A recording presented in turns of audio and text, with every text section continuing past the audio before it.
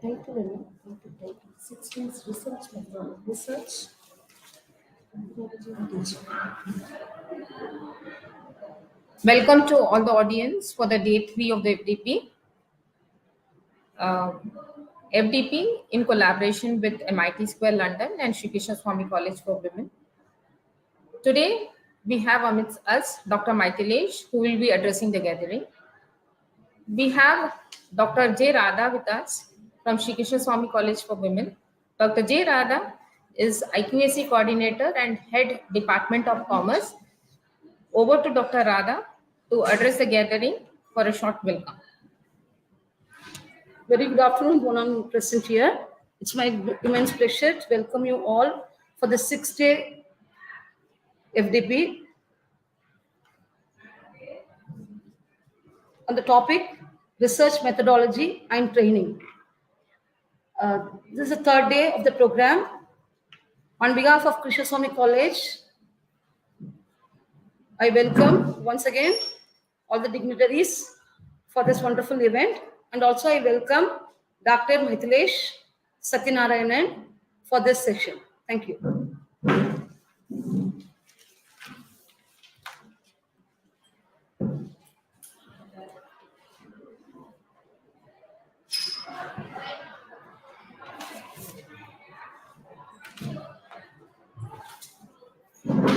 Now we have Dr. Gayatri L.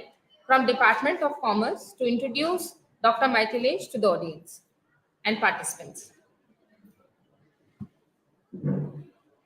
I am pleased to introduce the resource person of this day FTP on research methodology and teaching, Dr. Mithileysh Sathiyanarayanan. He is the founder and CEO of MIT Square, a technology company which focuses on the latest technologies for training and building scalable and reliable products that can make a visible difference to our community. He is an educationalist, technophile, innovator, and a social entrepreneur in the field of education, engineering, healthcare, and green sector. He worked as a young scientist and guest lecturer at the universities in UK. He was awarded the International Achievers Award 2020 and CEO of Year 2021 for this innovation and product development. He is also the founder and chairperson of Raj Square Charity Foundation, which focuses on youth empowerment and women empowerment. He is a self-made person who is building a platform for many to achieve success. His philosophy about life is success is to be affirmative at the personal level and effective at the community level. Sir, you can take over the session. Thank you, sir. Thank you, ma'am. Thank you so much for the wonderful introduction, and it's a great pleasure for me to be here. My special thanks to Ray's team, Kirti ma'am, Anusha ma'am, Gayatri ma'am, for taking this, very seriously and trying to contribute to the community by organizing this FDP. So I'm really, really thankful to Krishnaswamy team for coming up with this kind of a FDP. It's really a great pleasure for me to share my knowledge, experience to the participants related to research tools, methodologies. So let me quickly share my screen so that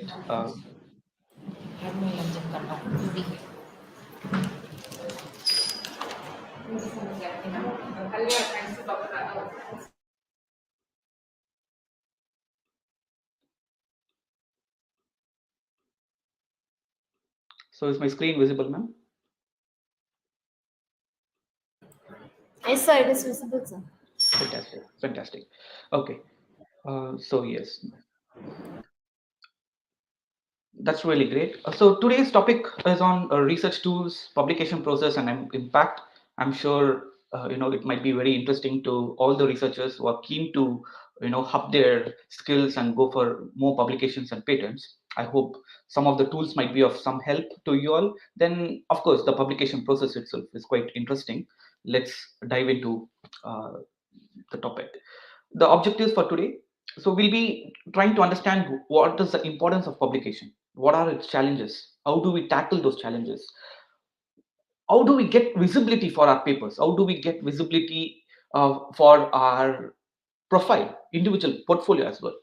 And of course, how to get cited, then what kind of tools to be effectively used, and how to increase the chance of research collaboration. Ultimate point is about research collaboration. Many people fail to collaborate. I think that's one of the sad stories of the research side, but I would strongly suggest people to go for collaboration. Okay, today's agenda is quite simple. We are going to see some of the 10 quick topics so that I'll run through. I know it's just 1 hour and it's not going to be easy to cover such a vast topic, but I will do my best to compress everything in 1 hour. Of course, we can discuss offline. We are anyways in the groups and we can always discuss and chat a lot of things. So the agenda for today, we are going to understand why publication is important, how to plan research and publish, how to write a paper. That's something very important. If you're a researcher, the most important part is how to write a paper. You can conduct experiments, you can do a lot of activities, research related activities, but end of the day it's about writing a paper. So that's something very important. I'll be showing you one of the very good sample paper where you can try to keep that as a model and try to use it for your future papers. And what are editors expecting from you? How do they publish? What are the publication ethics? Many people miss the ethics. So that is something we need to focus on. And what are the challenges in publishing articles? How research impact is being calculated or how it's being used. Then the research tools, that is going to be really interesting. I'm sure you will really love to make a note of research tools. And I'm going to share my success formula, which has helped me to publish almost 100 articles at the age of 29.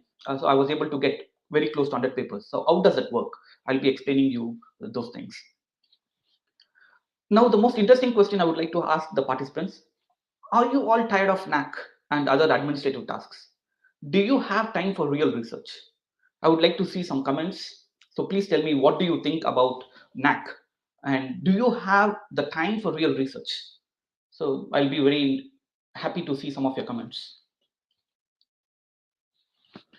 So you can just type in wherever you are in YouTube, just below the main video, you can just comment. What do you think about NAC? Do you think you have sufficient time to do research?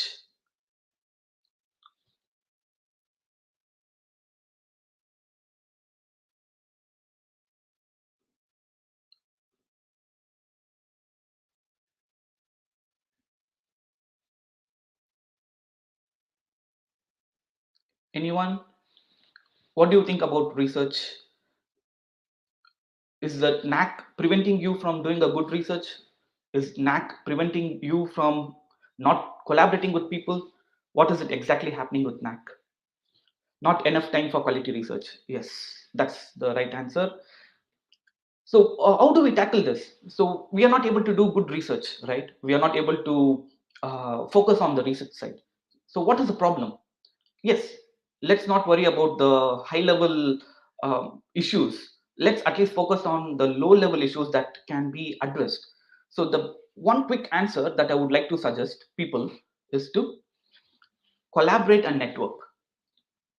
This is only the fastest answer that we can do something to address this issue. You cannot change the complete system at this point. It will change for sure. We are all working towards it.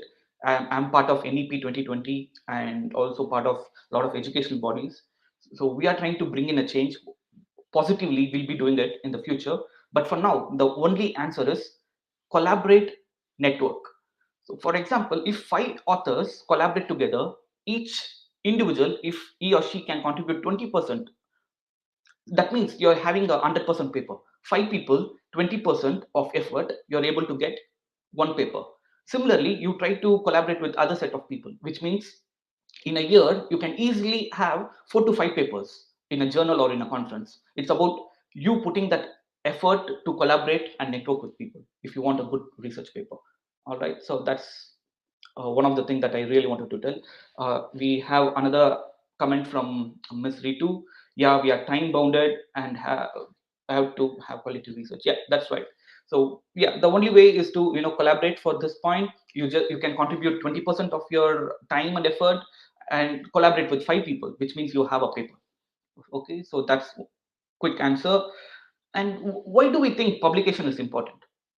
Why are we publishing papers? What is a real point of publishing. You can just do your teaching, you can just do some research activity, but why do we need to put so much effort into writing? So these are some of the points that will help you to understand. uh, you'll be able to collaborate on new ideas, you'll be working with people from different expertise, multidisciplinary branches. So you try to collect ideas, you try to come up with some good innovative things that can be helpful to the people. Then you're going to change the research practice. Some people might have defined certain things, but during course of time with new technologies and other things, you might change the way it's being done. So you'll be changing some of the practices.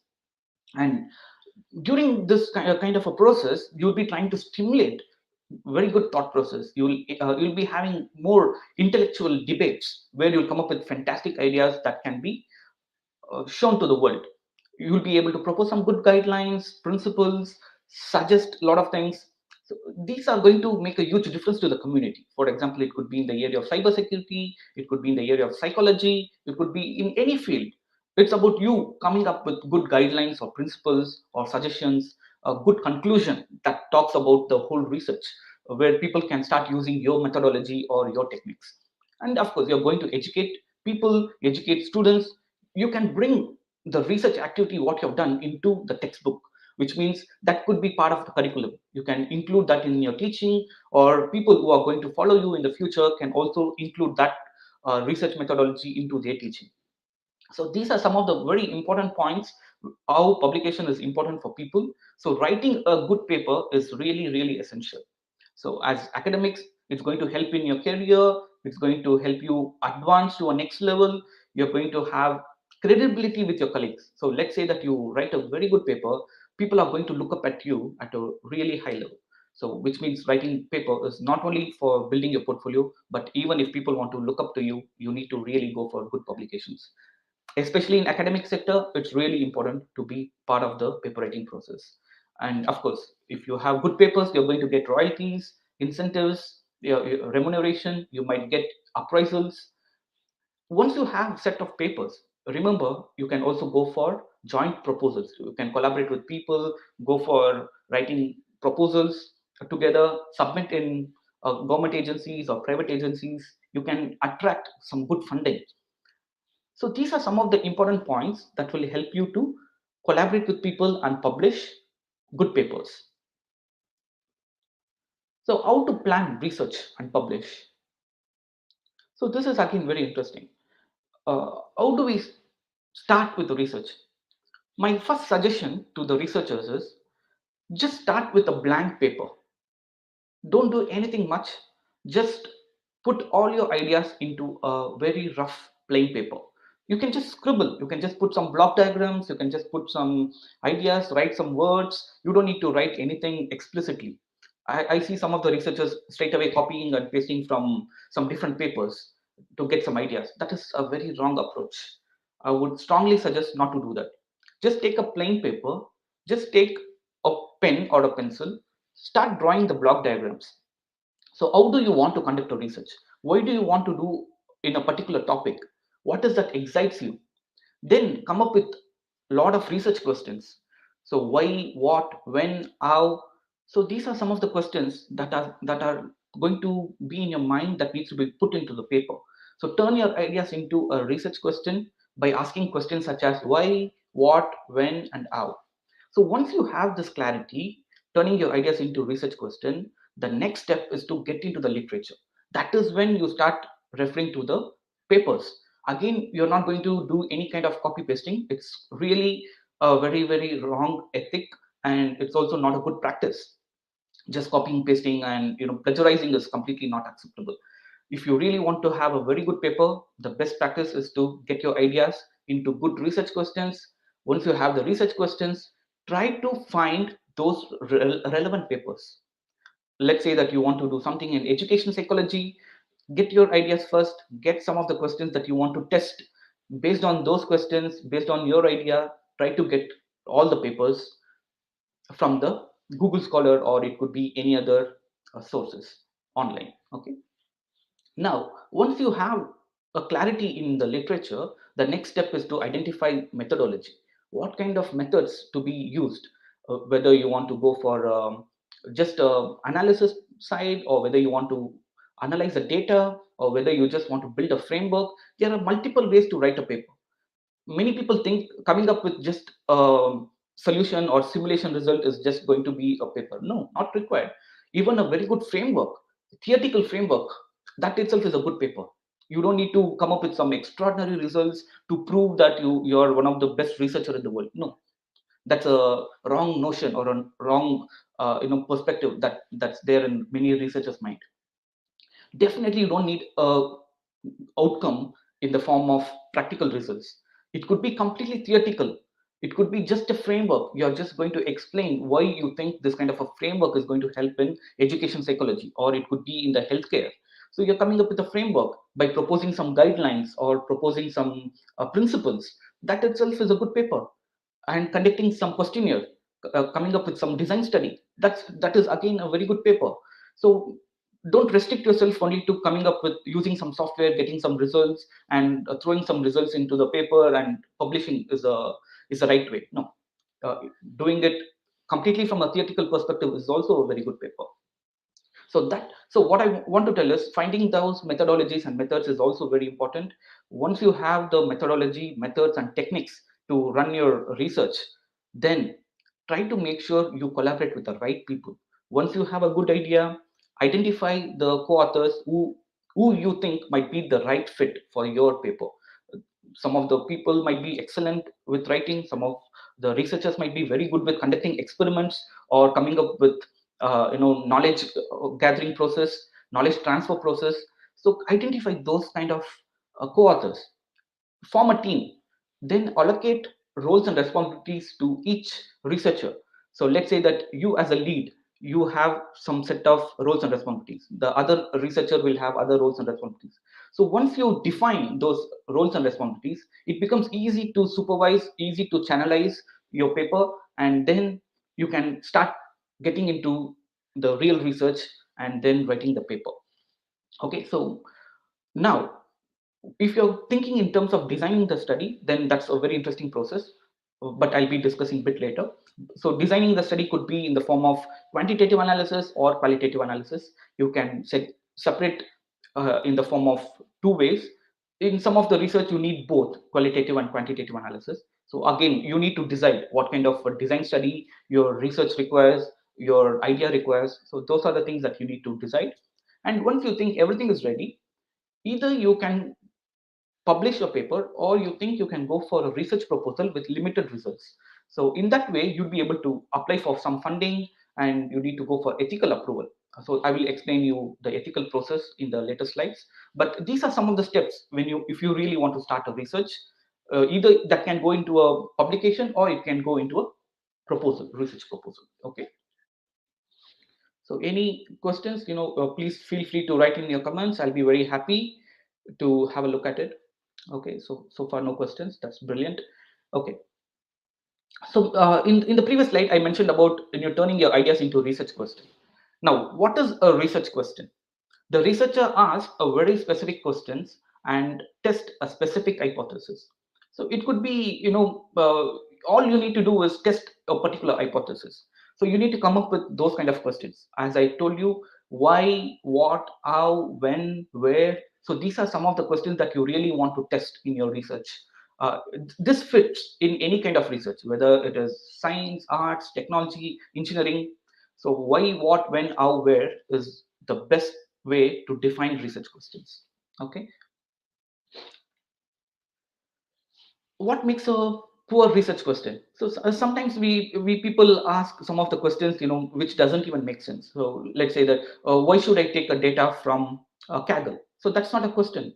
That's just a normal question that you're asking yourself. It's a very poor research question. You need to ask, can I validate the data taken from Kaggle in a more responsive way? So that becomes, you're trying to test a particular question. So you want to see whether that's going to make any sense into your research. So that is kind of a much better framed research question rather than just asking, can I use the data from Kaggle? So that's not a research question. It is just a normal question. So how do you focus your question? So everything depends on your literature survey, literature reviews.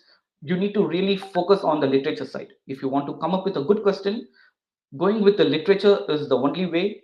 Then discuss with your colleagues, discuss with your co-authors, ask them, a lot of questions. The more you discuss, you're going to get a lot of questions. So that is where your research question strengthens. Okay, and you can narrow down your question in terms of time, place, group, people. Try to classify some of your research questions into different sectors. Rather, completely mess it up.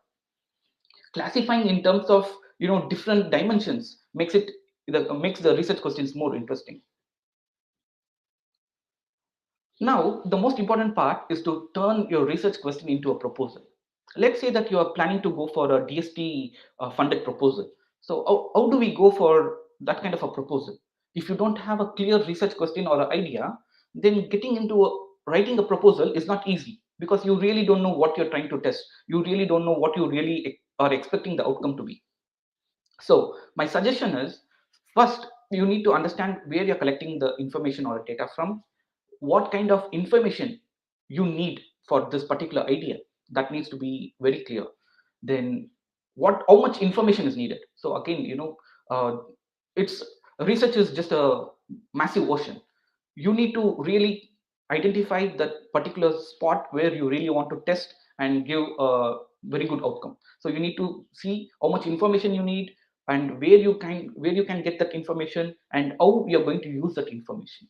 So why, where, how, again, these are the questions that you need to ask yourself. Then how can you minimize those bias? There can be a lot of biased results even in the papers. Some researchers might say that yes, this is the right way to do. Some researchers might say that is not the right way to do. Some researchers might say it might or may not be. So you need to really analyze what kind of methods to use, what kind of techniques to be used, what kind of methodology is really suitable for your research. Minimize those biasing and confounding factors. So minimizing those factors are quite critical, especially if you want to get your proposal sanctioned. You need to have a very clear methodology and techniques. Then, are you collecting the data ethically? This again, you need to question yourself. In some of the institutions, they provide the ethical form. You just need to fill those ethical forms. You can ask your management or your principal or dean. They'll be able to give you those ethical forms. Just fill those forms and then do the research in a more ethical way. And even for proposals, even when you're submitting for DST or any other proposals, you need to make sure that you're very clear about the research ethics. So going with the ethical approval is something very important from your institution. So how to write a paper? This is very interesting. So let me show you. So like when you write a paper, what do you think are the important points? So these are some of the points that I believe is going to be very important. So first, when you write your paper, you need to have a clarity. What is your research all about? So why do you think you're going to do this kind of research? What is a purpose? So I was discussing with one of the researcher long back. Yeah, he had no clarity why he's doing a research in cyber intelligence. So he just wanted to write a paper and he's writing. That's again a very not the right way to approach. First, you need to really understand, does this kind of a topic going to help you in your career in long term? The person is totally from a different field, but he's just trying to do a research in cyber intelligence for no reason. He just wants number of publications. That's again a wrong attitude. So first you need to understand if that research is going to make a long term impact in your career, or you going to do that kind of research in the future. And for that you need to really understand what is your research all about, why you want to conduct that kind of a research, what is the purpose, and what are the challenges that you might face. So these are some of the high level questions that you're going to ask. Then, why are you conducting this research? And getting those answers is one way to just step forward. Then you are going to identify what are the problems that you are going to face, what are the challenges that you might have in that particular research. Then how are you going to solve or reduce those kind of issues or problems? This is something very important. Once you have achieved it, once you believe that you are in a good position, then you can start writing the paper. During the process, you can continue to do your research. Make sure that you get the relevant answers. For example, if you have come up with good set of research questions and objectives, try to map your objectives with your expected result. Is your result relevant to the research questions that you have framed? Once you have that confidence, continue with your research and simultaneously continue to write the paper. So this is where your paper gets much better and better. Try to iterate over research question 1. Have you addressed the research question 1? If yes, then start writing that part of it. Then go to research question 2. Are you addressing the research question 2? Are your objectives being satisfied? Are you getting the outcomes expected from the research question 2? Yes. Then continue to write it. Then go to the research question 3. Yes. Then answer for the research question 3 with expected outcomes. Then try to collect all the results what you have gathered. Try to get an insight out of all these things. That's where you're trying to make sure the overall aim of your project is being addressed. So this is a right method to approach any paper. It could be science, technology, engineering, anywhere that you go for. Having a very good aim, having a set of research questions, addressing each research question and mapping it to your research questions back and to your aim, that forms a complete paper. So now this will really help you. Your paper writing flow has to be something literally something very similar to this. Here and there you can just mix and match, that's fine, but you need to make sure that you have this process flow readily with you. You can take a screenshot. This is really helpful. I'm telling you, any paper, any domain, it doesn't matter. This is going to be of really good help. So first, you need to plan your research. First step. Second step, you're going to have an abstract. Without abstract, people will really not understand what is your research about. So your abstract must have the problem and the solution, not just the problem. In many papers, when I review, I see people writing only the problem, but the abstract has to have the problem, what kind of methodology you're using, and what is the expected result or what is the result achieved. So this is something very important in your abstract. Then of course you start with your literature review or related works, then explain the methodology and methods. Many people fail to explain the methodology, which is really sad. So please make sure that you address what kind of methods are you using, what kind of techniques that you're implementing in your research, and are you executing the methodology in the right way. You need to question yourself. Then obtaining your results. Even when you get your results, you need to organize it in a right way. So research question 1, so this is the answer. Research question 2, this is the outcome. Research question 3, this is the outcome. So you section it. So you need to section it well. You need to organize it in a right way, and you need to check the quality of the paper. Once you have the good understanding what kind of results that you have achieved and how you have gone through the whole process, try to iterate over, try to read as many times as possible. Then plan for your publication. Identify whether it is good for a conference or whether it's good for a journal. If you have done an extended research, then go for a journal. If you have just got some limited results, then conference is the right way. So many people try to interchange. So in some of the conferences, I see 20-page paper being submitted in a conference. So why? Conference is just that maximum, 5 to 6 pages, maximum 8 pages in some of the conferences. So don't write, in an elaborative way and submit in a conference. They are not going to accept it. It's just waste of your time. Rather, go for a journal. Anything over 10 pages, always make sure you go for a journal. If you have some extended results and you want to explain people what are the different type of results that you have achieved, then journal is the best way. For conference, you just need some limited results, but you're going to express a lot in terms of methodology itself. You're saying that yes, I'm using this methodology for these are the reasons, what is the expected result, and why you think this result is going to influence your research or in the future. So then that's conference. Okay, and then that's it. Once you submit it, then you will have a review system. You are going to edit and resubmit it, to do some final corrections and final proof. You're going to submit it. But the most important part is to understand what is the right way to come up with a paper. So this paper is really a very interesting paper. I started admiring this paper around 2018 or 19, but I had completed my PhD by then, but I felt this paper is really, really very, very good paper, where they have used the right way to organize a paper. So from introduction to uh, the results, methodology, and then conclusion is like beautifully placed. I would really recommend any domain people, it could be from arts, science, engineering, technology, anyone, just have a look at the paper. You don't need to read the paper in depth. All you need to do is just copy this title: retain with visual analytics with interpretable and interactive recurrent neural networks on electronic medical records. So even healthcare domain people can follow the same structure. Please have a look at this paper. You can download it for free. Even if you're not able to, I'm happy to share it with you in the group. So what I would suggest is have a look at this paper, see how the paper is organized, try to emulate the structure. Don't copy paste anything from any part of your online papers.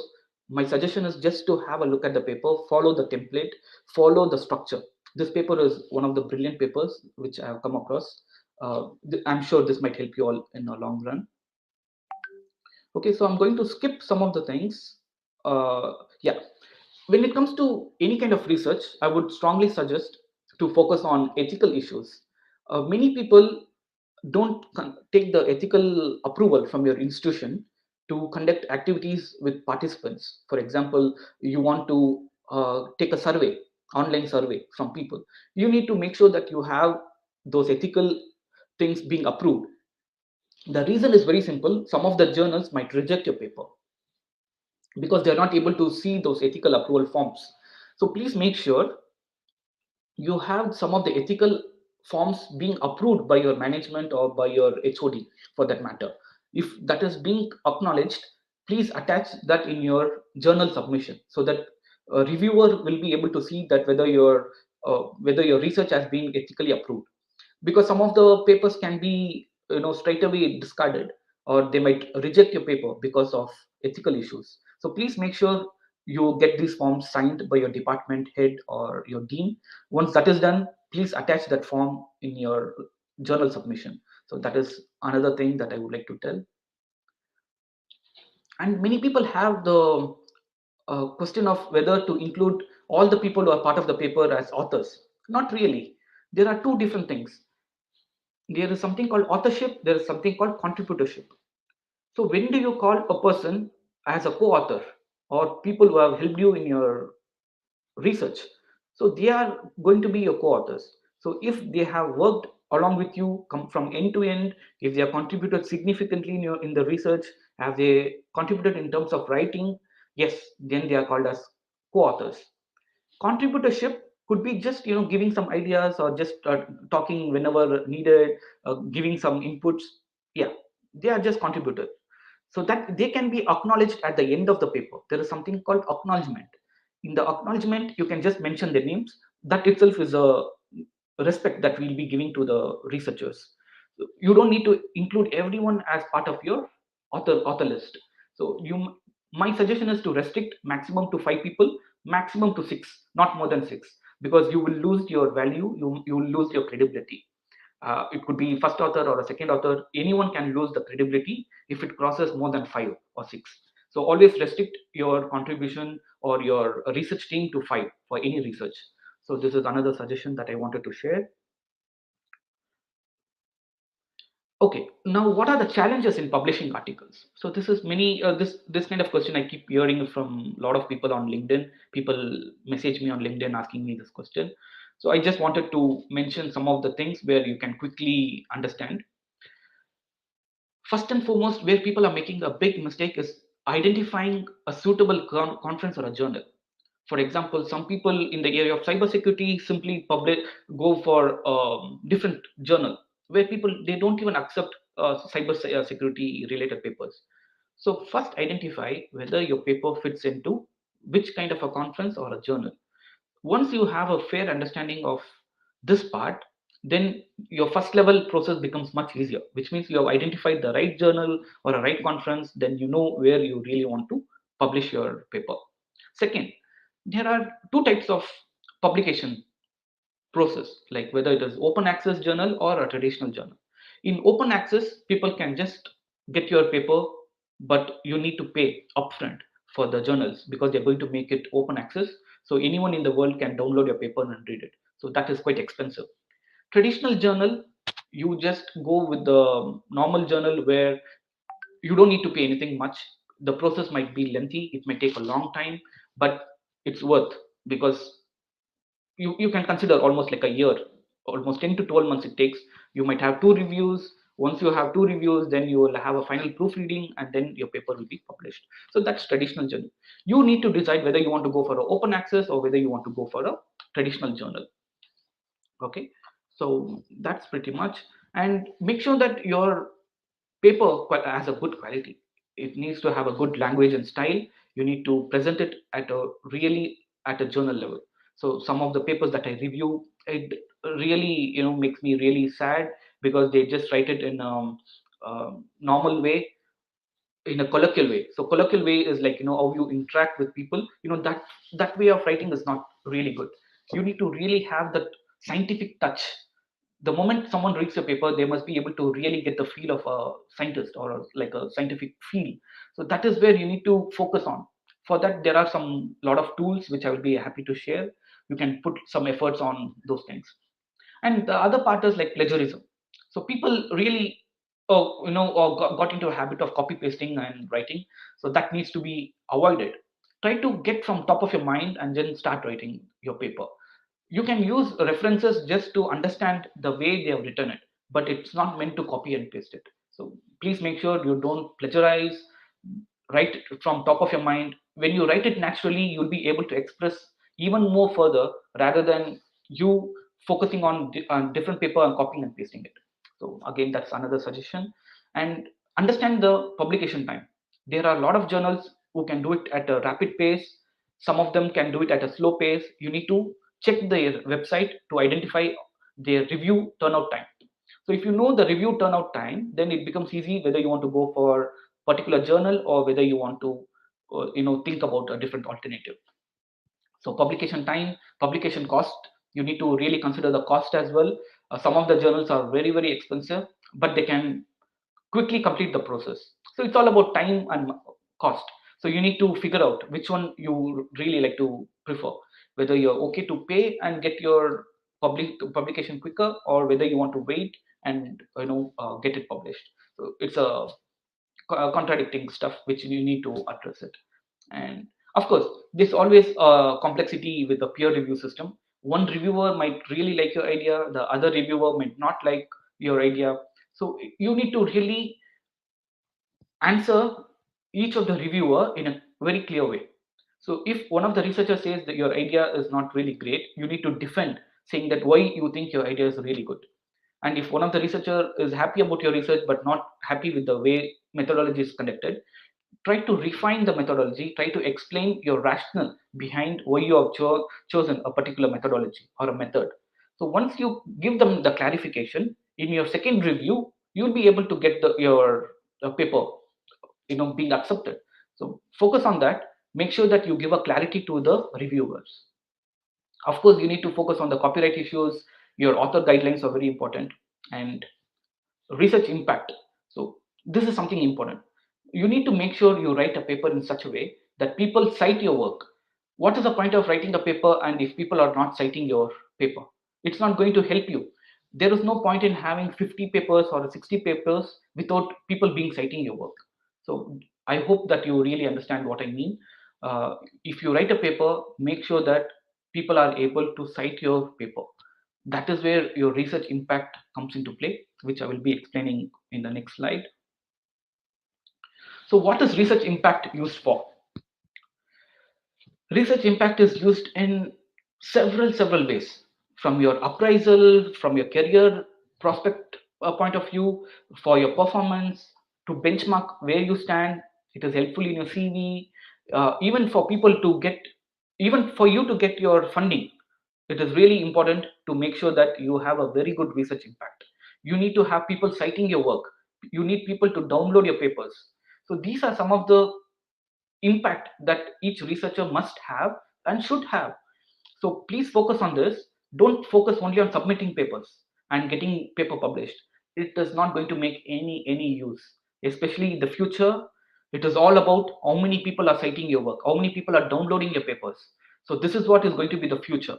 So focus on the quality of paper rather than the quantity, that is number of papers you're going to publish.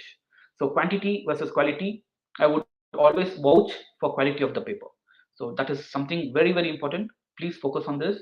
And your research impact can be used for your NAC, NBA, for any other ranking purposes, for individual portfolios, for your research assessment, for your own research management.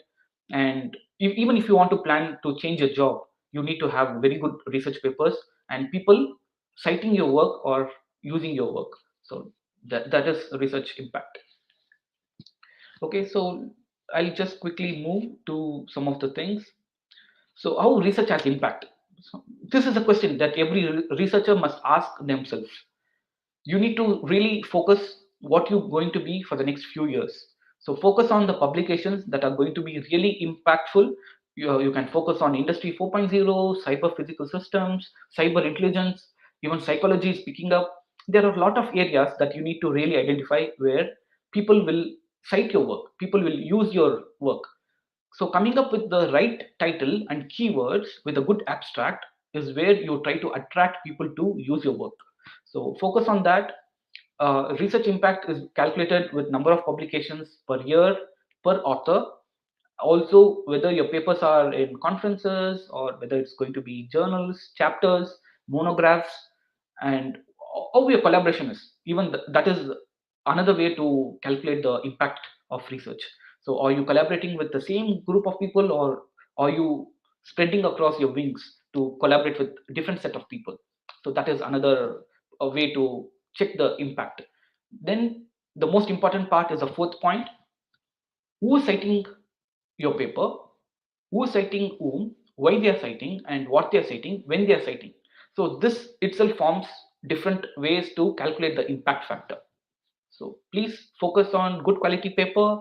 Make sure that you have a catchy title, your paper title, then very good abstract, interesting keywords so that it shoots up in Google or Google Scholar. For example, if you want to type cyber intelligence systems, CIS, so make sure that you use that keyword in the journal when you submit, or even also in the paper. So that's where they tag your keywords with the journal database. So the moment it's being pushed into the Google, when people type cyber intelligence system, it will be able to pick up very quickly. So then people start reading your work, and then they will cite your work or download number of papers. So that is where your research calculation comes into play. So we call it as research impact. Okay, so I'll skip these things. Now the most interesting part will be the research tools.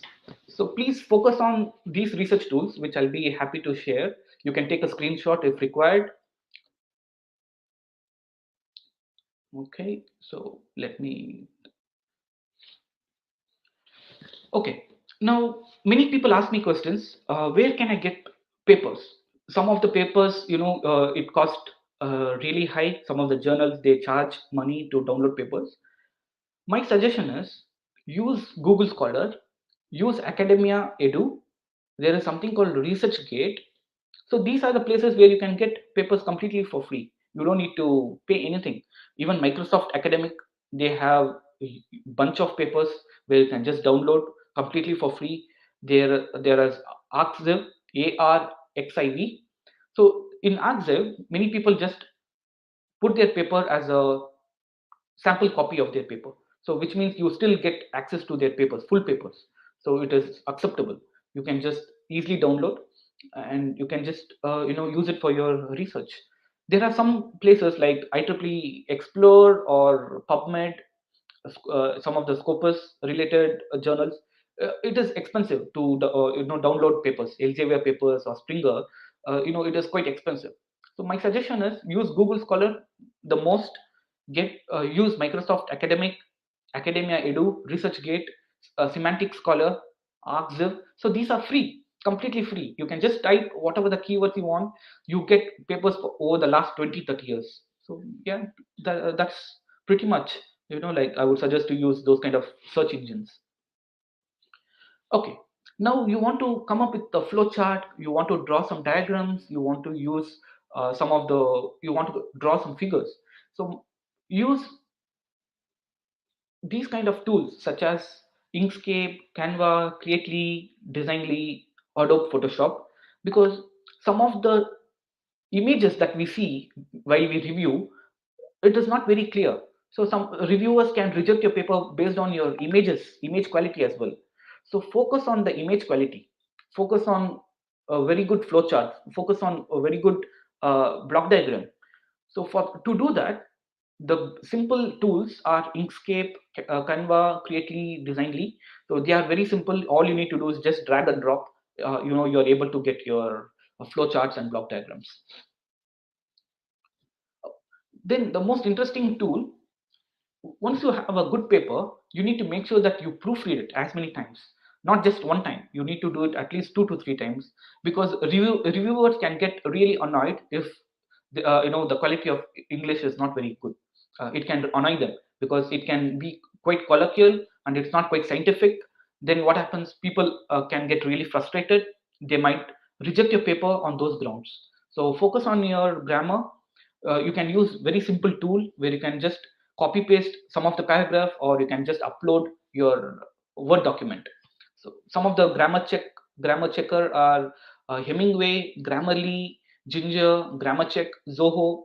All these are completely for free. You can just throw your document, identify where there are mistakes, correct those mistakes, and then submit to your journal or a conference. And of course, you can use other tools such as dictionary, thesaurus, translator. So these are some of the helpful tools. Let's say that you identified a paper in Chinese language. Just go to the Chinese language translator. You have Google Translator. Understand their way of expressing the methodology. Understand their way of expressing the technique. Then once you understand it, try to write in your own words. So that is where these kind of tools are really helpful. Then many people ask questions about Turnitin is expensive, Authenticate is expensive, how do we use it? So you do have a lot of other free tools such as DupliChecker, Qtext. Grammarly also has a plagiarism tool these days, and a small SEO. You can just copy paste some of the paragraph of your paper, and then make sure that you can check whether it's plagiarized or not. Please use plagiarism checker. Some of the papers being submitted in a conference or a journal as very close to 70-80% of plagiarism. So it is quite shocking. So please don't do that. You might be blacklisted in the future in some of the conferences, some reputed conferences or journals. They monitor on a very high level these days. So now these days they are going to have a integrated tool which captures the person's name, institution, and the email ID. So if very high plagiarism paper is being submitted, you can be blacklisted. So please be careful. The future is getting really tough and tough these days. So please make sure you write in your own words. Make sure that you don't copy and paste from other people's work. Okay. Now the other interesting question is how to get different kind of data sets. It could be healthcare, engineering, or it could be psychology, arts. So where can we get good data sets? So this is another way to look into. So for that, I would suggest something called Google Dataset Search. So this search engine is quite effective. Like Google Scholar, you have Google Dataset. Just type Google Dataset, you'll be able to find a link provided by Google. You can type any keyword, you will get a lot of datasets. Let's say that you want to do a research on electric vehicle. You just type electric vehicle, you get a lot of datasets related to electric vehicle. So that is one thing. You have Kaggle, SagePub, Mendeley, GitHub, data.gov, DataHub, Earth Data, Stanford Data, FBI crime data. So these are some of the very interesting web links where you can get a lot of data set. It could be small data sets, medium scale data sets, large data sets, big data, everything you get in these kind of research tools. So this is nothing but research web tools, so where you can just get into their website, get some access. Some of the things you don't need to have an account. In some cases you might need to create an account. Everything is for free. You can just download all the data sets completely for free. Okay, now many people again are asking questions such as, what kind of text editors to use. Many people are comfortable with Microsoft Word, that's good. But in case you don't have a Microsoft Word, you can always use Google Document, Open Office. Then if you want to have a proper scientific touch to your paper, then my suggestion is to use LaTeX. It's called LATEX, LaTeX. It is quite easy to use. You need to install the software and go with the guidelines. You will be able to prepare a manuscript at a very good quality. Microsoft Word doesn't give you that kind of a good quality touch, but whereas LaTeX gives you that kind of a quality touch. Whether you want to come up with the mathematical equations, or it could be any kind of formula that you want to write, LaTeX is really good, and it gives you the quality of a good journal. Okay, what are the other tools where you can manage your articles and citations? So, for example, that let's say that you have collected hundreds of papers relevant to your research. My suggestion is just put it in Mendeley or BibTeX or Zotero or EndNote. You'll be able to manage all the papers that you have downloaded, because just putting it in a Google Drive folder is not going to help you. Many people are making that mistake. You need a citation management tool. To do that, my suggestion is use BibTeX or use Mendeley. You can assign in a folder way, and you'll be able to use them whenever you want to include that in your paper. When you write your paper, it's easy to use those citations very quickly. And even if you want to manage reading your articles, organizing them, making some notes in the same PDF, then Mendeley is very good. I use Mendeley. And of course there are other tools such as ReadQ papers, Goodreader, Foxet. So these are also quite good, but Mendeley is fantastic. So all I would suggest is use Mendeley for both citation management, and if you want to annotate something on other people's papers, just you can make some notes, scribble something, make some highlights. A lot of things can be done using Mendeley.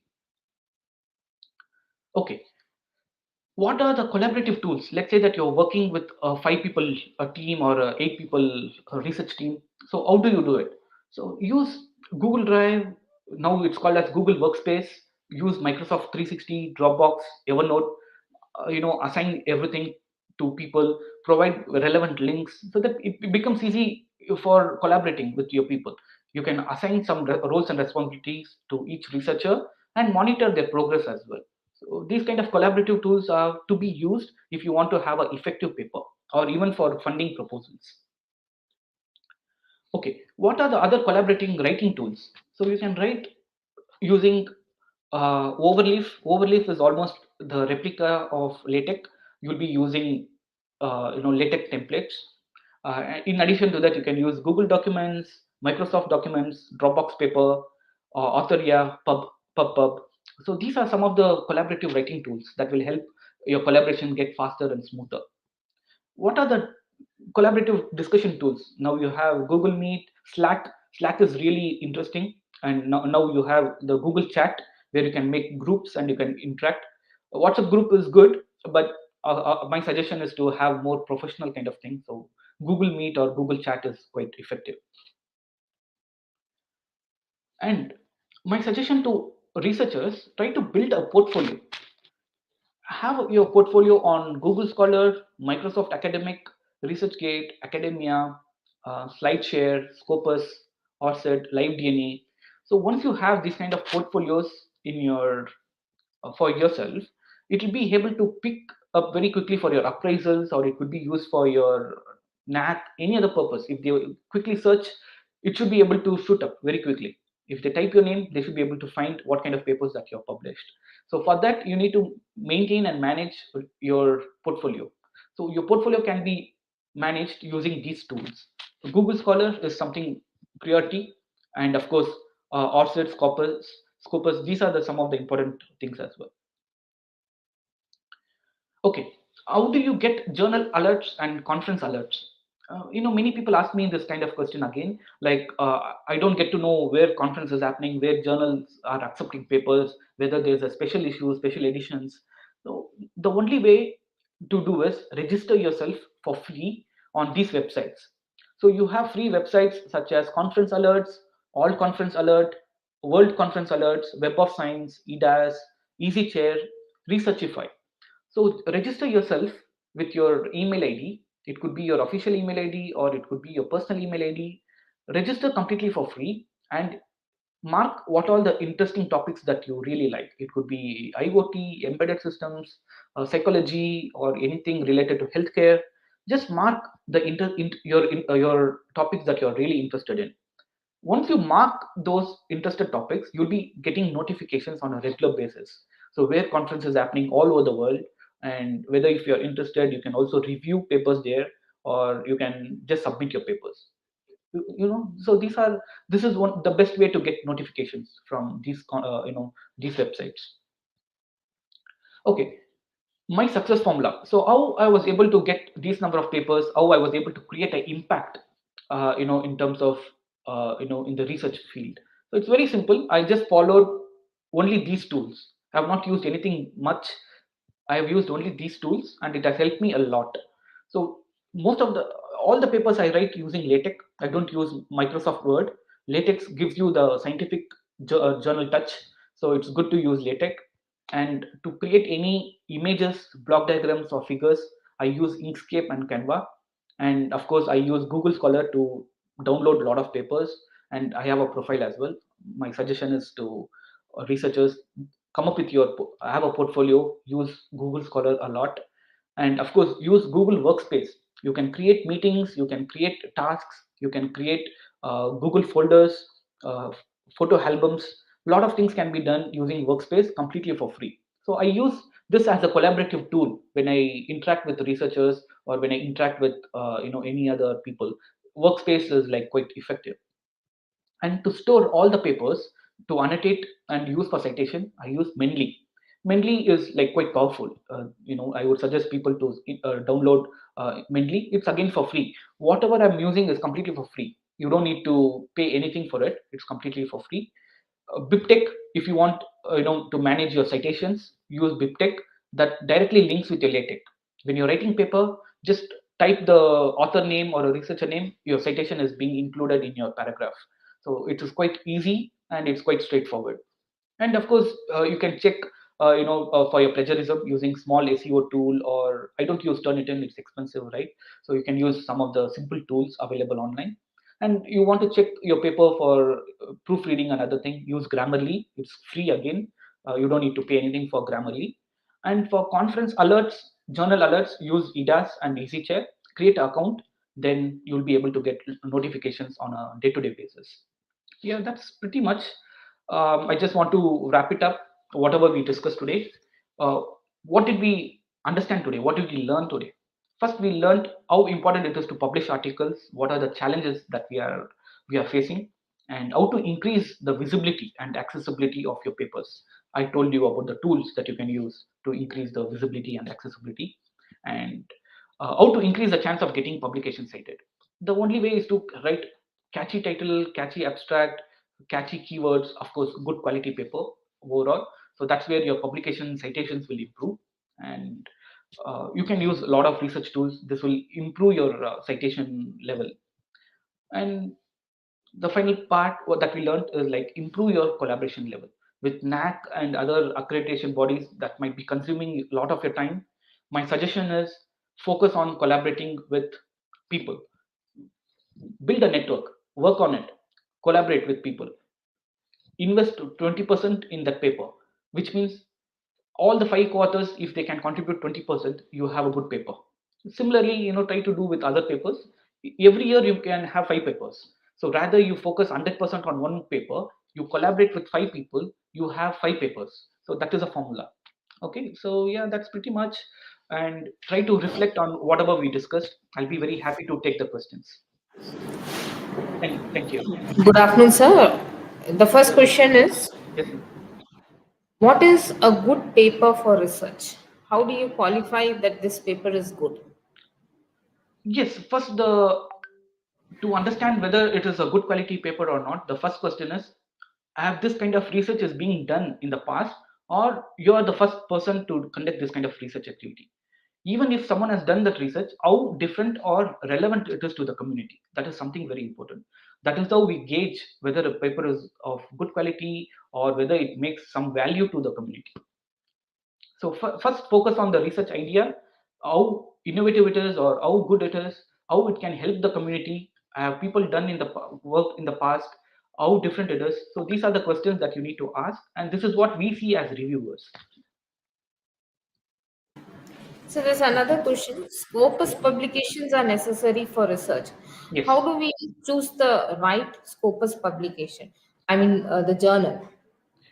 That is Starting actually, yes, actually, that is a important question as well. So we need to uh, identify first based on the research theme that you're working on. For example, let's say that you're working on management, HR and management. Okay, so you need to identify what kind of journals are available in Scopus. There are again two types of journals. One, you need to pay because it's going to be open access. It's going to be expensive. There are other set of journals which are not going to be expensive, but they can take a long time to review and get back to you. So that's the only way that you need to ask yourself whether you want to pay and get your work done fast and publish it quickly, or whether you want to wait and address all the reviews and then get it published. So that is one question you need to ask yourself. And for that, you might have a lot of information in the journal website itself, whether the review time is going to be a quite lengthy one, or whether people are going to do it very quickly, whether it's going to be a turnaround time of 1 month or 2 months. So you can take a decision based on that. And most of the things you can just you can get into. I can send you a list where you can identify those journals. I'll be sharing that link in the group so you can identify those journals. So generally, the Scopus journals are graded like A category, B Correct, correct. category, C category. So which one is the first target for a scholar where they Uh, can start? Whether they have to approach A category, B or C category? Which category of journal would be ideal to start with? Actually, my suggestion is always I would suggest people to go for like good impact journals. It should be definitely in the first level or second level, not below that. I think in India we call it as Q1 and Q2, if I'm not wrong. Because in UK we term it differently. In India it is called Q1 and Q2. So my suggestion is always go for Q1 journals. So that is where you're going to get credibility. People will start using your work. People will start downloading your papers. Otherwise, in Q3 and Q4, people are not going to cite the papers. That many.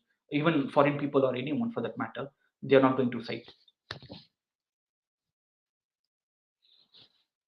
Sir, generally for Scopus or peer-reviewed journals, what is that the Scopus journal is looking for, so that it becomes easy for a scholar to, what would be the strategy to complete it in the stipulated time instead of going for multiple reviews?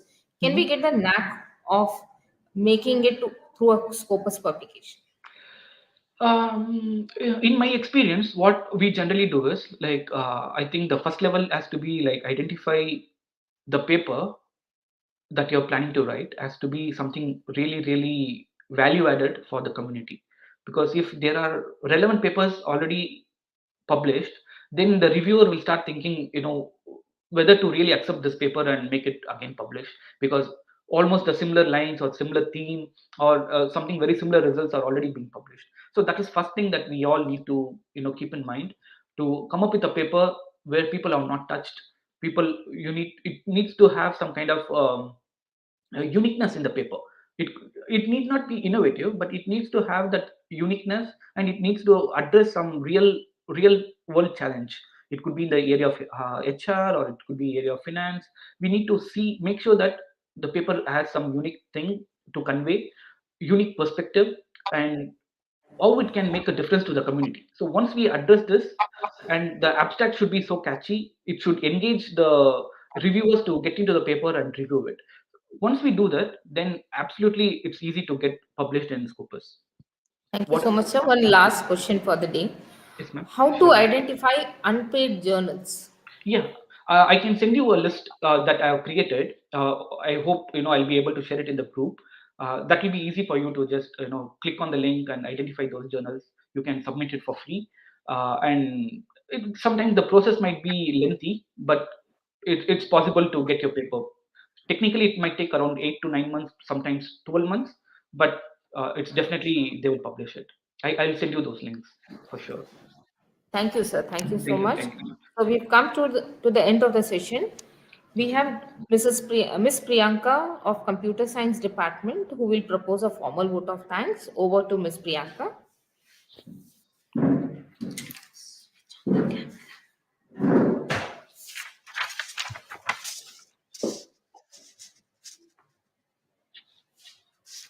Good afternoon, all. Gratitude can transform common days into thanksgiving, turn routine jobs into joy, and change ordinary opportunities into blessings. Said by William Arthur. First of all, I extend my most sincere thanks to the Almighty God for making today's event a resounding success. With His blessings and grace, we are able to make this event what it was. I, on behalf of the organizing committee, convey hearty thanks to our honorable chief guest, Dr. Mithileysh Sathiyanarayanan, founder and CEO, MIT Square, London. He helped us in obtaining the knowledge regarding research tools, publication process, and its impacts. It was an eye-opening session for us, sir. As we express our gratitude, we must never forget that the highest appreciation is not to utter words, but to live by them. Said by John F. Kennedy. With this quote, I express our gratitude to our management for their kind consentment in organizing this program. I thank our beloved Dean, Dr. R. Revati ma'am, and our esteemed principal, Dr. Anita Rajendran ma'am, for their moral support and guidance. I extend my thanks to our placement coordinator, Dr. Kirti Chetty, and all the staff who have coordinated for the smooth conduct of the program. Before concluding, let me express my sincere thanks to our participants from various colleges who have made this session a meaningful and fruitful one. Thank you all. Thank you, ma'am. Thank you so much, ma'am.